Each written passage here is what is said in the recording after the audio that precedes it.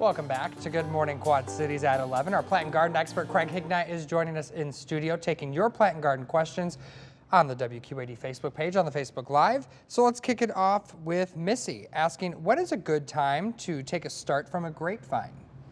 I would be doing that in the spring.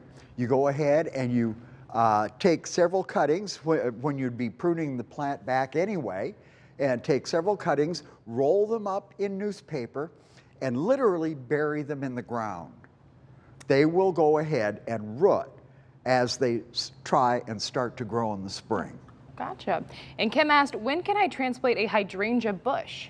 Again, I'd wait until spring on that. The weather has not been conducive to transplanting this season. And in the spring, just as the buds are breaking, you try and get it out of the ground with as much soil, get it back in the ground as fast as possible. Of course, don't forget your root stimulator. Anne is asking, I transplanted my clematis into a new sunny spot. They were thriving and now they're wilting. What should I do?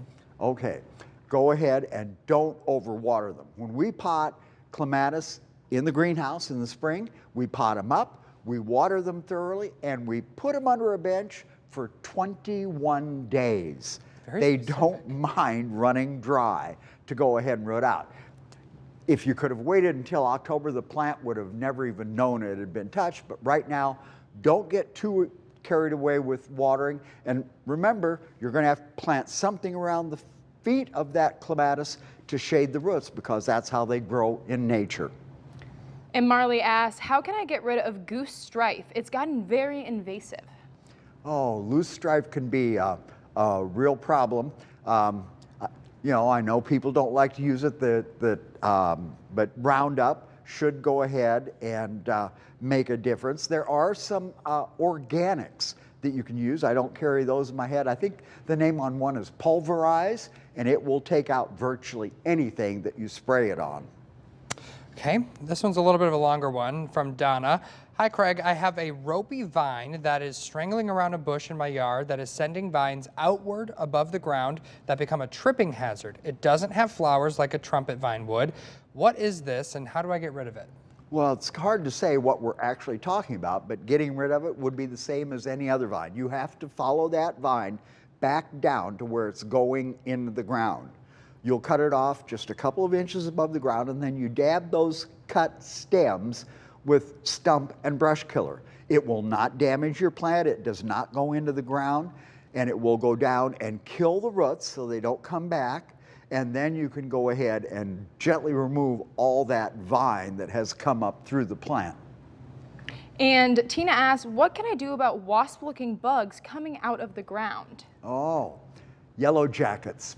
They're a ground-dwelling insect. They are actually a type of wasp. What you want to do is go ahead and find the entrance to that nest. You go ahead and arm yourself with a cup of soil and some nice powdered Sevin.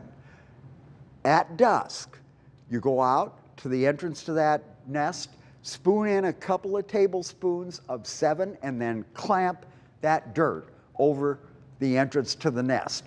As the wasps dig their way out through that Sevin, they aren't going to be around for very long. Gotcha. And, you know, our producer Charlie just got in our ear and said, what is Sevin? Oh, Sevin.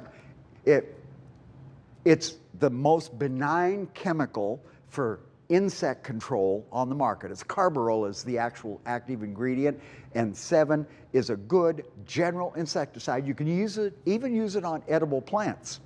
And can you, so if you can't find the entrance, can you just kind of sprinkle it all over your area? Nope. That's not going to work? You have to do a little due diligence. And since she said they were coming out of the ground in her question, I think she knows where that entrance is. You've got to find the entrance to get the job done. We're just going to coexist at my house anyway. All right. Well, that's always easy too, Yeah. you know?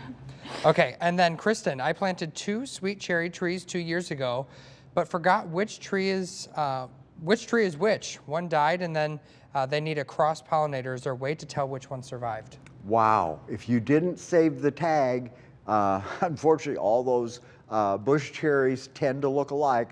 Try and rack your brain and remember the 2 varieties that you bought and buy a 3rd variety. That's without having a psychic come in and read the plant's mind. That's all I can tell you. All right, Craig, we're going to take a quick short break, but when we get back, we'll answer all of your questions, so keep on sending them in. We'll be right back.